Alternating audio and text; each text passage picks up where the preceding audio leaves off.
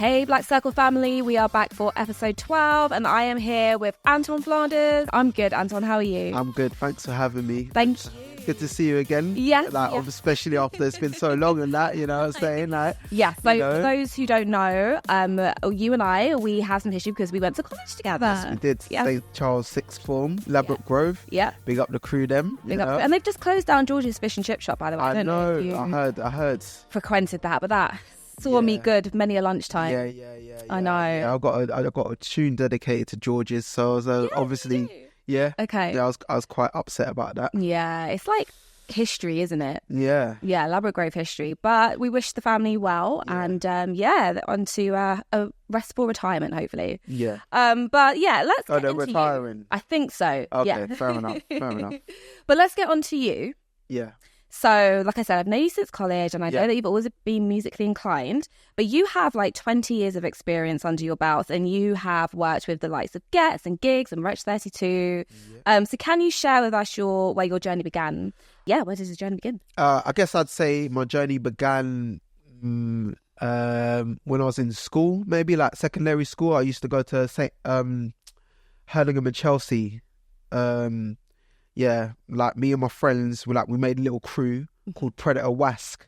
It was like me, and it was like all the names of our like to spell the letter Wask. Like it was like Wayne, Ali, Anton, Stephen, and Chris. Right. Wask. Yeah. Predator Wask. And like we had a logo. I was like ripping off like Wu-Tang. I was trying to make like a logo and stuff.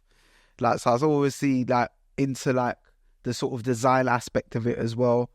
But then I was like obviously heavily into the music aspect of it, like because my dad used to take me to like functions and stuff when I was like probably a bit too young. Yes, to be in those spaces. Exactly. I probably shouldn't have been going there, but I was going there and like just picking up the vibes and stuff and just like seeing like people dance. When you say functions, like what type of music genre are you talking about? Well, so I guess like my dad was part of the sound effects crew back in the day, so they used to play everything like kind of dancehall, hip hop, like a little bit of jungle, R&B, rare grooves. So I guess that's probably why I've got quite an eclectic taste. Yeah. In music, and like my tastes are quite varied. Probably because I used to go to those. Yeah. Like I'll never forget the first time I heard Flavour in Your Ear. Oh yeah. It was like if someone's birthday and it was in Battersea. I'll never forget. It was like kind of early. It was like. Yeah, around like 7 p.m. I come in and I just heard the beat and I was like, "Wow, what's this?" Like I'll never forget it. It's like, when a memory is ingrained in your head. Like it's what do they call it? It's a core memory for you? Yeah. Core memory. And I was like, I didn't know what the song was. I was like, what is this? Flavour in Your Ear. What tune is this? Like I was obsessed. Yeah. So then from there, like I was like, I need to just like get music. Like I need to have music in my house all the time. Like my nan was obviously like having tons of vinyl and like she'd play music and stuff while she was ironing and that. So like I was just like listening to what she was playing, but I was like, I need my own collection, innit? Yeah. So I used to cut hair. Oh, no, I didn't cut hair. What am I talking about? I used to clean up at Headlines, Barbers in Shepherd's Bush, yeah. So I used to go there and then they used to pay me like £10 a week.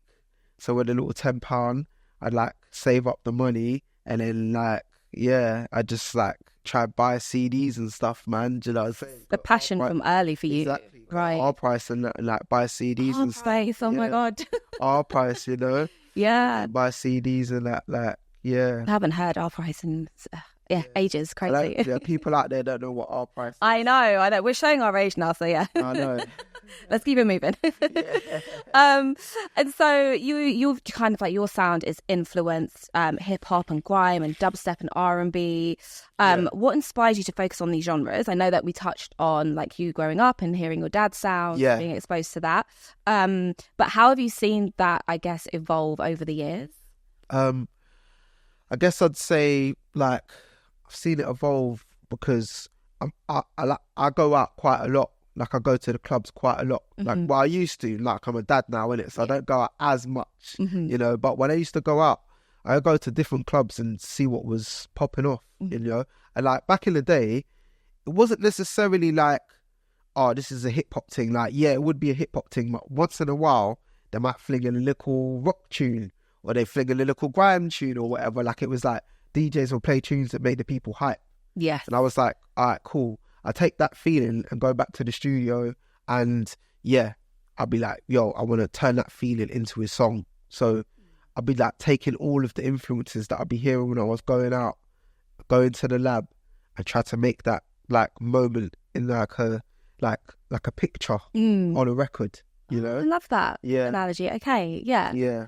So, okay, so you've created this sound, and you've been a part of, the very early days of like jungle and all of that. But how would you say now, like how do you see the music scene now? How has it evolved since? I mean, it's evolved like a lot, like, it's evolved, and in some ways it kind of hasn't. Like, it's also a bit stagnant, I think. Because I kind of feel like when's the last time we come up with a genre?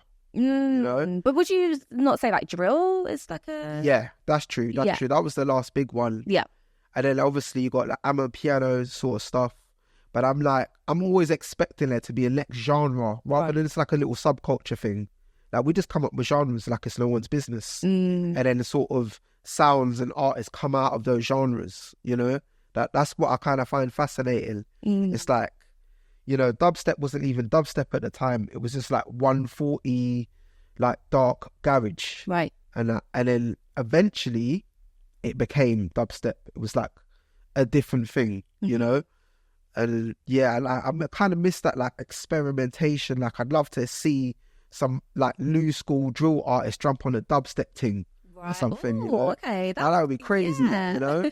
Like, definitely. But I think like culture pushes artistry as well. So kind of like whatever's happening in the moment, like whether it's politically or socially, like that you always get something fresh coming from culture and what's going on at the moment. So hopefully, I know like we said drill, but something new and fresh comes from that, and it's UK led, because I think we're doing quite amazing. I know we're small in the sense of there's only so much we can grow in the UK before we need to kind of tap into the US. What's your thoughts on that, actually?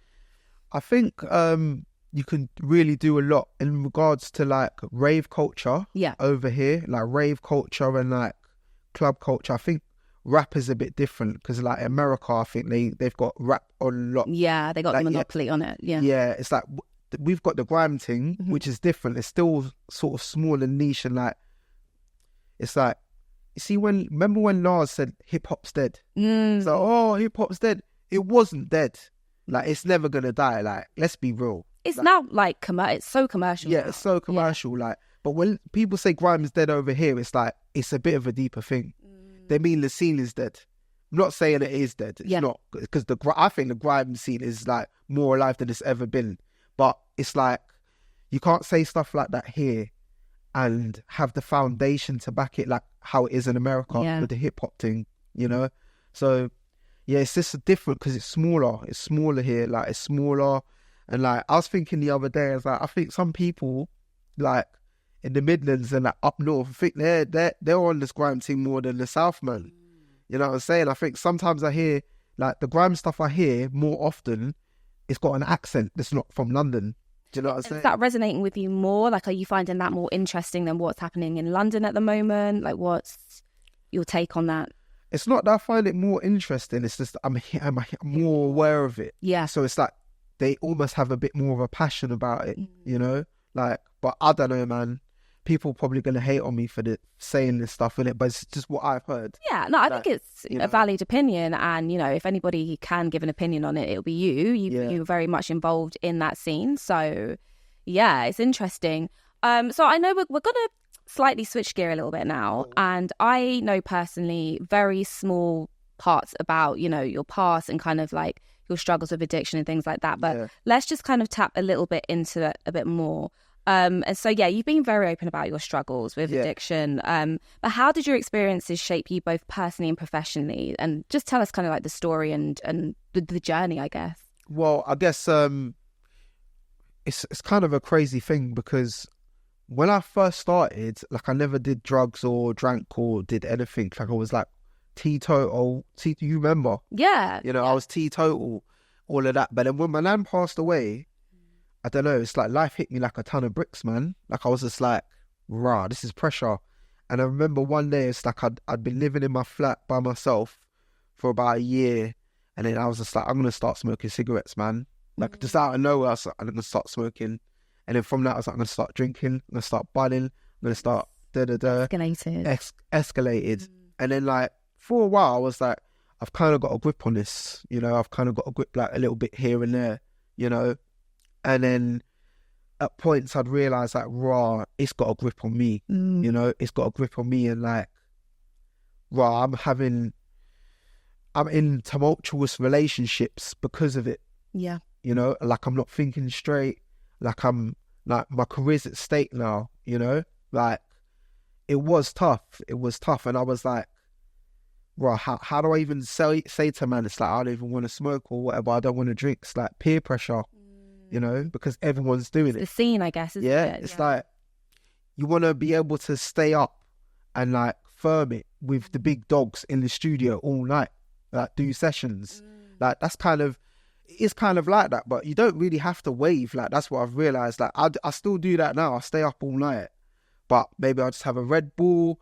Maybe I'll coffee. Coffee. Maybe I'll go for a walk or something. Like, you know, like I still have the odd drink here and there or whatever, and like, you know, still vibes and that. But, you know, before it was like, that was necessary for the process. It's like, I have to stay up for this much nights to get to the point where I'm making a tune that's going to bang off road, you know? Yeah. Like, so yeah, I guess I got addicted to the success and like the process of it, and like even the whole like having to go link the brother and like all of that, like habit.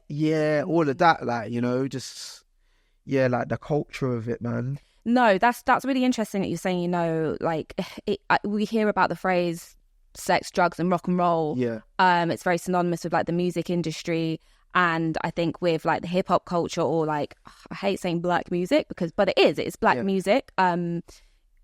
It's kind of like taboo that we don't do it, or people don't do drugs, but it really is quite prevalent, whether that's weed or whatever it might be.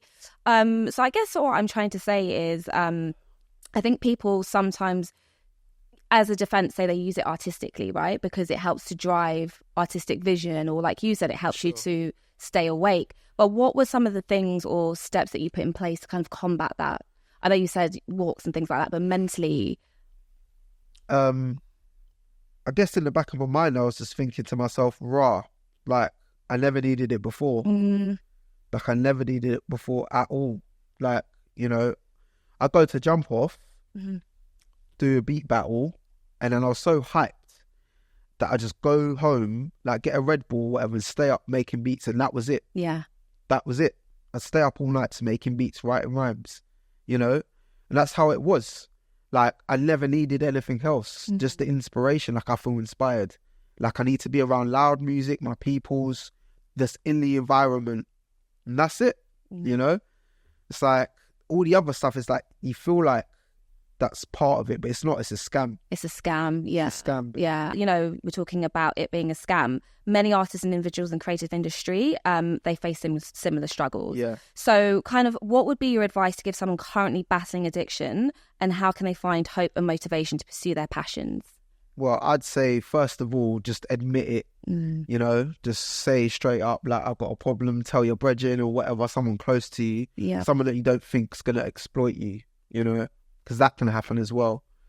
Like, tell someone close to you, a relative or something, and then maybe start to think about, like, what's brought you to that point. Like, have a diary or something, like, go into therapy or something. It's like, are you so stressed out, you feel like you need to smoke a something to go to sleep? Is it that? Or like, you're so stressed out you need to have a juice or whatever? Like, what's causing the stress? Like, get to the root of the problem. Like, that's probably what I'd say. And then just remember that, you know, when you're in this industry, in this life or whatever, you didn't need none of that in the first place. Right. Like, it is there, and sometimes it's good to have it when you're celebrating, but it's not a go-to. Yeah, it shouldn't be the thing that fuels you. Yeah. That's absolutely good advice. But what was the turning point mentally for you that was like, right, I've reached my limit now, I need to let this lifestyle go? I guess it's like, it's not really been like this is the this is it. This is the final line in the sand. It's sort of like an ongoing thing, because obviously my mother had issues with addiction and stuff. So I was like, oh, this is like hereditary. Right. And there are studies to say that it can be hereditary. Yeah, absolutely. exactly. Yeah. You know, even though she didn't raise me, it's like genetically, could it be hereditary? You know? So that sort of worried me. And then just realizing that, right, I have foresight, seeing what she'd been through. It's like I can make a choice to say, you know, I don't want to go through that. You know, I want to better myself and like maybe even inspire her to better herself, you know? Yeah, like, absolutely. Yeah. So that was almost like the pressure of like, raw, if I fix myself, you can fix your mum. I think you just got to keep praying and just hoping for the best. That's kind of all you can do. Yeah, absolutely. That's it. Really. One foot at a time, you know, and just walk through that process. Yeah. Go ahead. Yeah, sorry. Because no one said to me, it's like, oh, bruv. Like, people had said to me, it's like, right, you're moving a bit mad, you know? Like, the man then was like, oh, bruv, don't worry, innit? Like, you don't know what I've been through. It's like, it kind of has to come from yourself. But you will be inspired by seeing other people change. It's like, well, this person's done this. You know, it's like they've done that. So, you know, why shouldn't I, like, level up? You said something really interesting just now. It sounded like you had people who were holding you accountable. So accountability is like a big thing, you know, to surround yourself with that. Yeah, that's true. Yeah, so tribe as well. Like, you know, did you have like strong tribe in around you? Were there people who were really for you and championing you? Yes and no. Yes and no. Like, because obviously everyone's got their own stuff going on. Yeah. You know, like not everyone could be that person that's going to be that checking for me or whatever, because they got their own thing going on, you know. But sometimes, once in a while, someone will catch me at a certain moment and they just say the right thing, and it's like they just know. Yeah. You know. Yeah.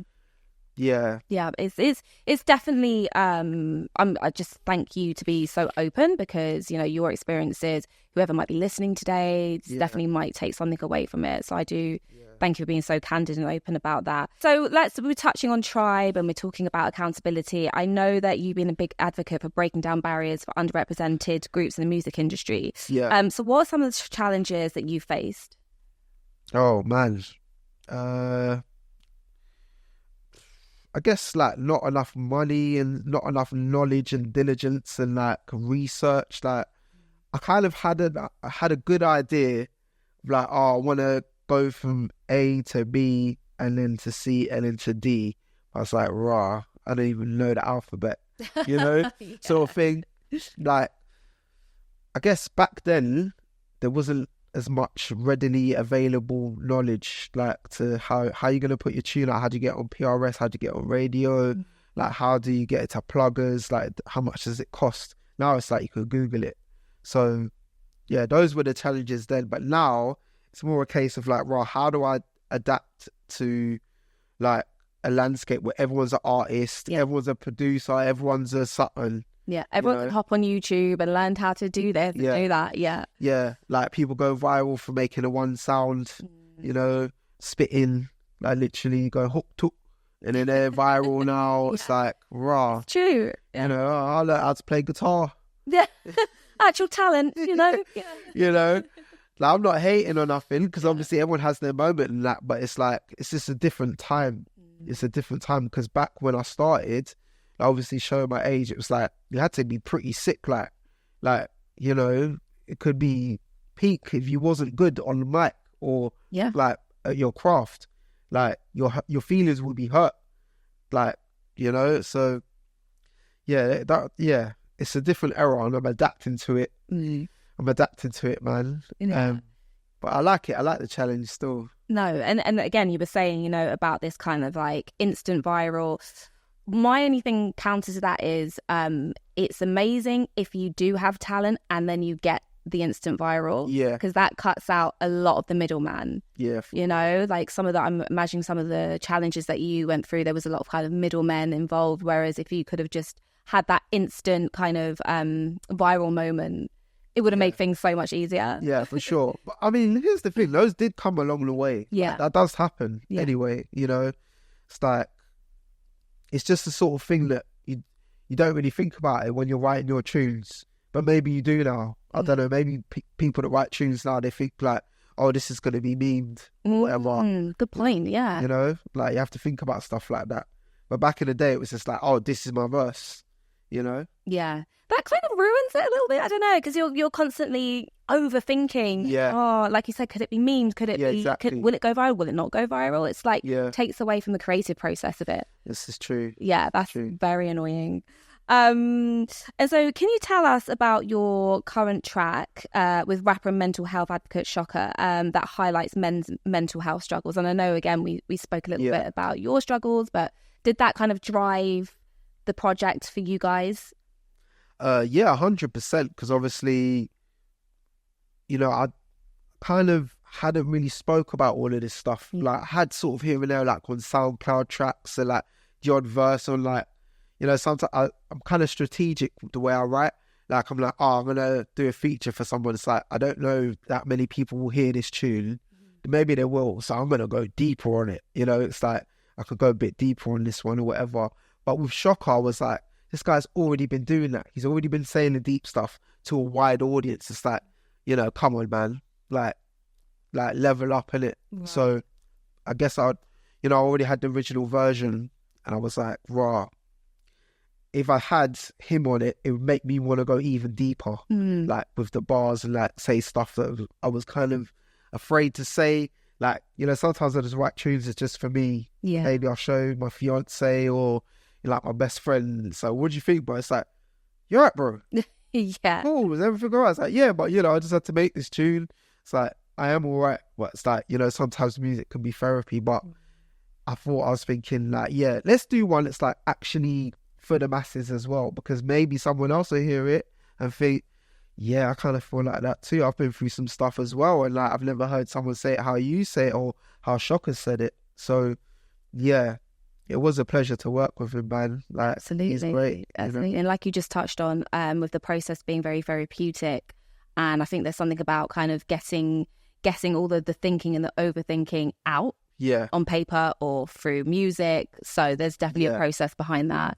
It's really important to acknowledge. Yeah, sure. And then also I kind of think like, you know, because I was obviously using music as therapy, but I didn't know at the time. But then I hit a point where I was like, I actually need therapy still. Right. Like, music's not enough.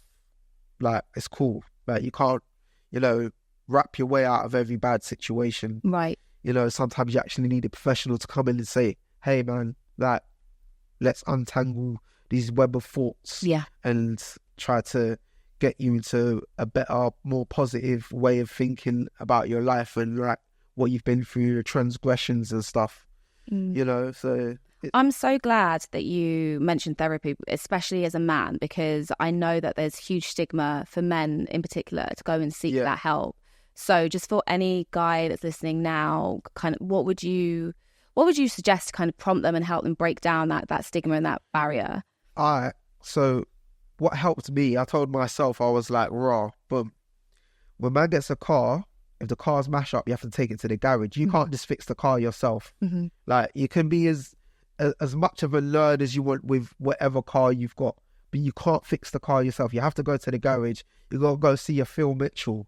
Do you know what I'm saying? So it's the same thing for your brain. Like, you got to open up the hood. Yeah. Yeah. And then you got to have someone, your Phil Mitchell, your therapist or whatever, look inside and see what's going on. Yeah, so agree. That's it. Simple. Yeah. You know? Listen, I'm an advocate for therapy, and it's just like it's maintenance. Yeah. You know, before you get to the overwhelmed stage or the depressed stage, if it's a continual thing, it really is like maintenance for the body, for the mind, for the body, the soul.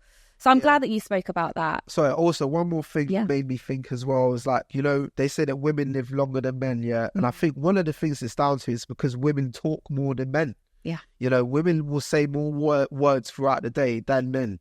And I think that leads to a healthier life, because it's like, it's hard to have all this stuff on your chest and like go to sleep every night and pent up with all these things. It comes out at some point, you know. It's like you make mistakes and stuff and like, you're not in your right mind. But if you can be a bit more open about how you're feeling, sometimes, it's going to cause conflict. So some people are going to be like, right, I didn't know you felt like that. You have an argument, you settle it, you know, maybe you come back to it or whatever, you know. But it's better to talk than to not talk at all. Oh, 100%. Like, communication, it sounds like the easiest thing to do in the world. But if you are avoidant or if you have different styles or patterns that you've learned over the years can be the hardest thing to do as well. So it's just, I'm 100% with you on communicating. Definitely emotions. And we all experience emotions. Yeah. Women, men, like none of us are exempt from that human experience. That's true. So it has to go somewhere. Yeah. And I think, like I said, therapy is just such a healthy way to channel all of the stuff, all the internal craziness. Yeah, exactly. Definitely. I agree with you on that one. Again, we're going all over the place today, but we're going back to music now. Yeah.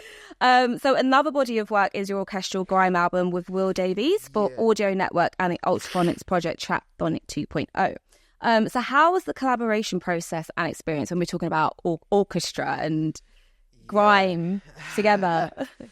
Yeah, that was crazy, man. I mean, I guess me and Will Davies, we'd sort of been working on bits and bobs for a few years up until that point. Like, we'd been doing some stuff, and then, the brief came through, and it was like, we kind of want you to do this sort of orchestral drill, grime, trap thing. And I was like, yo, sign me up. Yeah. It's like, sign me up, because it's like, I tend to listen to a little classical music as well, not just hip hop and whatever the usual. So I like classical music, like, I kind of appreciate it. So it was good to work with someone that is actually a classical composer, and I kind of get the sense that he listens to my type of music as well. Right. Like, he listens to, so we're sort of the Venn diagram, like, yeah, exactly. Love it. So yeah, it was great. Like, we just jump on like Zoom or whatever, I'll just like shoot for a bit, and then we start like playing around with some melodies and then sending drum patterns back and forth, and it was great. And then No, I was going to say, so when you had the final piece, what was the reaction? Well, so like, I didn't know that they was going to get it recorded with like a full orchestra. I thought they was just going to use synths or whatever, but they got it recorded with a proper orchestra. So that was kind of crazy, like hearing my little ideas like manifest in like with a full orchestra, and that was mad. Beautiful moment, I can imagine. Proper. Yeah, definitely. Yeah. And then like the other day, me and my fiance was watching Family Chantel. I don't know if you watched that reality TV show with the woman that's like divorcing her husband, and that was watching it. We've been watching this like season 4. Yeah. And then like I heard this like motif, and I was like, wait a minute, that's my tune. No way. That's my tune. I was like, yeah, that was it. Like, him and me and Will Davies on the TV. I was like, this is great. Those moments must be so sweet though, when you're hearing like little bits of your project. Is there any other moments, because I know we said that you work with Ghetts and Wretch, are there any kind of other moments similar when you've been like, oh, hold on a minute, that's me? Oh man. There's been quite a few. Yeah. I'm not gonna lie. Yeah. Like when me and Shocka linked up with Mr. Vegas. Okay, yes. But Love the Way, that was a bit of I did that. Yeah, I did that. I love that. I did that one. That was one of those moments. And then when Skepta DM'd me to say that he liked the remix I did for his Make Peace Not War, like he DM'd me personally and that say how much he's feeling. I was like, yeah, this is kind of fire still, like there's been a couple of those. Yeah, but they are, I guess, like the ups of the whole industry and the experience, right? Yeah, definitely. Or even just like people DMing me and just saying like how much like my tunes have got them through hard times and stuff like that, just or like even people coming to my show, and it's like I don't really think I'm like that known as a rapper like that, like more of a producer, but sometimes people come to the show and know my words, like that's kind of a raw, is it? That's amazing, yeah. So yeah, that's crazy as well. Like, FIFA, obviously the FIFA thing, like me, Paban on FIFA. Yeah. Like, that was mad. Like, I couldn't believe it. That was like a proper like bucket list thing. So you were saying, it was amazing having people kind of DM you and say, this has got me through a rough time. Is there a particular song of yours that gets you through a rough time? Ooh, that's a good question. Oh. I can go with mine first if you want. Yeah, go for it. This is really left. It's a bit niche. It's kind of niche, yeah. It's Shirley Bassey, My Life. Oh, that's a great tune. Do you know the song? It's amazing. It's amazing. But there's like the remix. I think there's like a remix of it. It's like orchestral, big grand number. It's amazing. Like, check it out if you're listening. Like, have a listen of that. What's your one? I've got a bunch, but I think the first one that comes to mind that's got me through a lot of hard times, Biggie, Everyday Struggle. Yeah. That. I know how to feel, wake up, stop, fuckers broke as hell, never rock the cell. Like that. Like, the beat is so kind of happy, but what he's saying is like, you know, it's deeper stuff. So, it's real. Yeah, that one, I've had that one on loop a couple times. That one, Tupac Pain as well. Yeah. They never take me alive, I get it with my captain talent, you know? Yeah. Yeah. But both of those artists, again, they were like very, very raw, very emotional, more Tupac obviously than Biggie. Yeah. But yeah, they both kind of like hit those very open and vulnerable points in their artistry. Yeah, I think that's probably why I probably gravitate more towards that sort of expressive style, because I like that. You know, I like that type of rap, man. Like, I like hearing someone say, "This is how I'm feeling, and this is why I'm feeling it." Yeah, you know? Absolutely. Like, I like to hear more of that. The vulnerability, right? Yeah, rather than this like pop.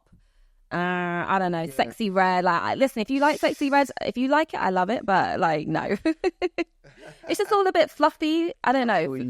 You know what? I can't lie. I've got time for all of that stuff, but in the right setting, you know, sometimes it's like, you know, my missus catching me. I'm listening to like Selena Gomez and that, singing my heart out. So what are you listening to this for? It's like, I like the melody, like, so like what you like. It's fine. Yeah, it makes sense. Sometimes I just like the melody, like, this is one tune I'm rinsing at the moment. Liana, what's her name again? Liana Sutton, out of Oklahoma. It's like a country western tune. I don't know why. I saw the tune in the movie, but I've just had it on loop, man. Yeah. Out of Oklahoma, I'm like, this is the best tune I've had all year. It just does something to me. Resonates. Crazy. It's like, I'm not from Oklahoma, you know, they probably wouldn't even like me there. Wow. You know what I'm saying? But the tune goes hard, like. Definitely. Yeah. So looking to the future, what projects can we next expect, and where do you see the next phase of your career heading? Well, so I'm working on my album finally. I was like, I should do an album. I've done a mixtape, I've done an EP, you know, I've done singles and stuff. I'm gonna do the album. So that's coming. Amazing. When is that coming? Do we know? Is there a timeline on it? I should put a timeline on it, really, because I have been working on it for the past year anyway. And I've already got about 30, 40 tunes at various stages of production. So I should get that. I should aim to get it done next year, I think. So yeah, that's coming, definitely. And like, I was going to put a bunch of features on it and stuff, but I think that's almost predictable. Okay, in what sense? Because it's like, oh, you work with all these people, why don't you do an album like Dr. Dre with all these features and stuff? And I was like, so I don't really want to do that. You know, I'd rather just showcase myself as an artist, as a solo artist, and have the odd feature here and there, or like have some secret I like secret features. Okay. You know? Yeah. Like, people don't know, some people that featured on my last EP and mixtape, people don't know there's secret features on there that I've modulated the voices. Right. People that I have worked with. You wouldn't know. Are you gonna share, or is it? Not right now. Okay. Not right now. But yeah, in the future, people like, maybe we'll see. Like, I like to do stuff like that where it's like you have to find out. It's like, oh, what? I didn't know you had this guy saying that. So yeah, there's some bait features on the album. There are some bait ones.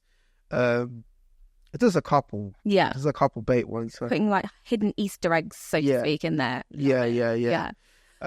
So there, that, and then I really would like to get back into the filmmaking aspect of my career. You know, I've got a bunch of scripts that are sort of laying there collecting dust. So I'd like to take those to another level and try to get them produced, and maybe, you know, we can see them. Multi-talented, Anton. I love it. Yes, definitely. Wishing you the best with it. So we've come to the end, and I like to, at this point, ask my guests values. So one for your professional life and one for your personal life. Just one word for each one. So let's start with your professional life first. One word?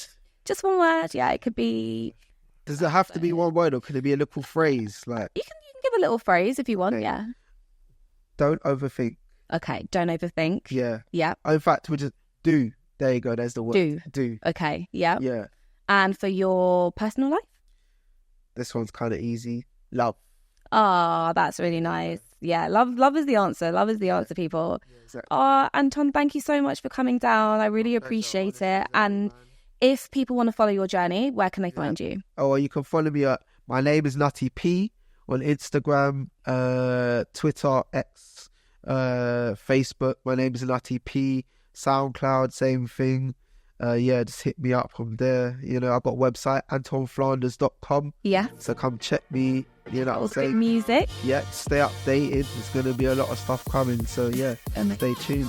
Thank you so much. And guys, thank you so much again for joining us. And if you want to follow the Black Circle journey, it's on Instagram at Black Circle Podcast and on YouTube Black Circle. Like, follow, subscribe, shout it from the rooftop, send a pigeon. Thank you guys.